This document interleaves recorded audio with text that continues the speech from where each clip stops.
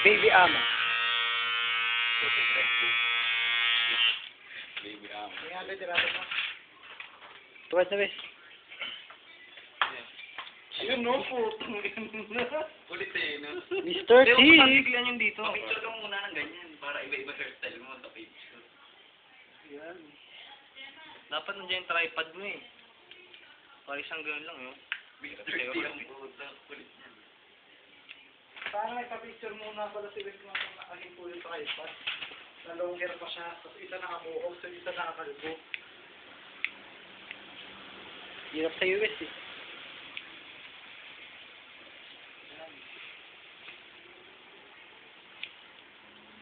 Sabi, mahawak mo sa buhok, pang professional ah.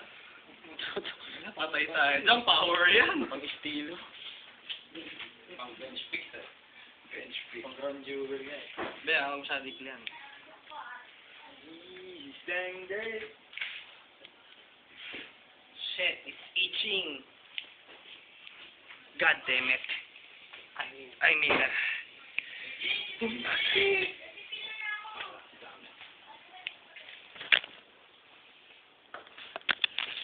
Mag-ibi ang iksi nga.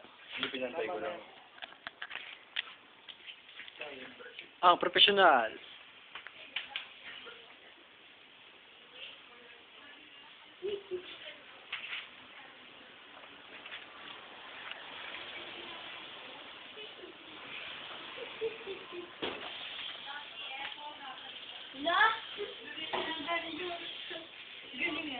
Ikaw rin, Yuji. Yun yung tingin na para kay Kuya Wick. I am your brother, your best friend forever. I am your brother, your best friend forever. Kumakanta pa. Mamatay na bukas. Sa sarili mong apoy. Okay na yan? Parang hindi na. Bagay eh, no? Ha? Oo. Hindi nga, Wes. Tsura mo pagkaganyan. Bawasan ang patilya dito. May gel dyan. Ikaw muna yung sarili mo sa salamin. Eh, dito oh. Dami oh. Daming gel dyan. Waka Okay na patila, pre. Waka mo, waka mo. Para medyo mababa. Kuha ang gel dyan.